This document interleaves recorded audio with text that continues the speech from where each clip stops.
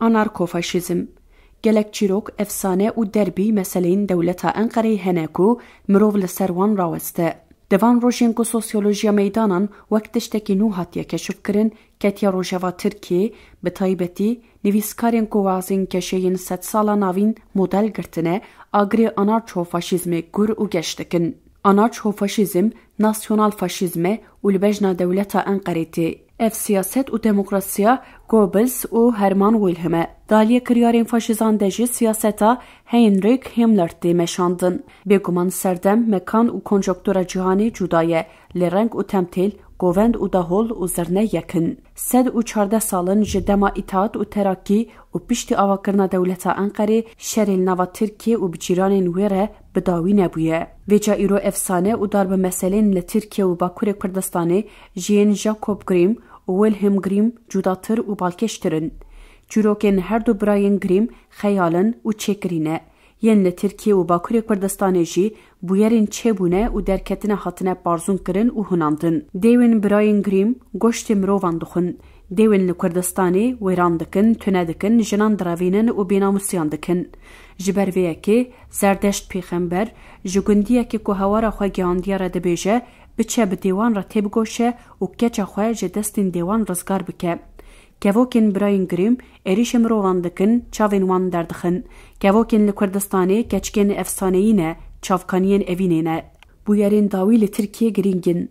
Bayê têkoşîna gelê Kurd û tevgera azadiya Kurd li tevayiya Tirkiye belav bûye. Bûyerên dawî jî encama wî bayî ne. Lêbûyer jî îdeolojiya anarcho-faşizm, nasyonel faşizmê dûrketin nîne. Lewma min navê hevalên Hitler dikirand. Di bûyerên dawî de jî têxuyakirin ku hêza aqil pêşeng nîne û ji çareseriya pirsgirêkên civakan dûr e. Ji bo vê sedemê û ji bo fêmkirina model, reng, bingeh, aqil, îdeal, siyaset û armanca dewleta Enqerê divê mirov ne tenê destpêka ola îslamî, ne tenê serdema avakirina komarê, ji meclis û lejyonerên Roma, ji bürokrasî û siyaseta Bizansiyan, ji makûrtên Mogolan, ji akinciyên çete û seva sor dest pê bike, sistema pêncik, zarokên dewşîrme, yeniçeriyan û sistema perwerdeyiya îro di nava hev de bigire dest û bige encamekê. Ji destpêka avakirina dewletê îhlal û tunekirina hiqûq û edaletê heye. Ji bo meşrûkirina îdeolojiya dewletê jî dîrokek çêkirî, sergirtina rastiyan û înkarkirinê heye. Ev jî înkara sosyolojiyê ye. Vêce û eger dînamoya şoreşan baş neyê bikaranîn, ciwanên ku cîhanê weke pêşengên şoreşan têne naskirin, dikare ji daxwaz, hest, mantık, aqil û îdea ahlaqî dûr bikevin. Ji ber ku desthilatdariya faşîst a Mussolini û desthilatdariya nasyonalîst a Hitler jî desteka herî mezin ji xwendekar û entelektûelan girtin. Li Tirkiye jî îdeolojiya îtihadiyan û solîdarîtê qeşagirtiye nahêle pêşketin çêbibe. Îro jî bi pêşengiya Erdogan sosyolojiya nesosyolojik ya Ziya Gökalp, aqilê hişkê Necip Fazıl û Nihat Asya bi senteza ola İslama Emewî û îxwaniyan di reng û temtêla anarko-faşîst de tê meşandin. Di dema Enver Paşa de Ali Osmanî bibû Enverland. Di dema Mustafa Kemal de Ataland. Di dema İsmet İnönü de Şefland. Di darbeyên eskerî de bi navê serfermandaran dihatin binavkirin. Mînak Ewrênland. Îro jî Tirkiye Erdoganland e. Ev nasname bi normên zext û zorê kiryarên faşîzan dagirtîne. Kes nikare van norman bi netewe civakê ve, bi hiqûqê ve, bi mafê mirovan û parastina neteweyî ve girê bide. Her civak li nasameya xwe ya neteweyî xwedî derdikevin. Lê her dem xwezayî ne, notir nabin. Nakevin cendereya ameliya metodîk û faşîst nabin. Li Tirkiye kesên ku bi navê netewa Tirk derdikevin û serî li kiryarên faşîzan didin, ne netew parêzin, desthilat parêzin. Bixabin bi paşayên îtaat û terakî dezgehê yekperetî hatin avakirin.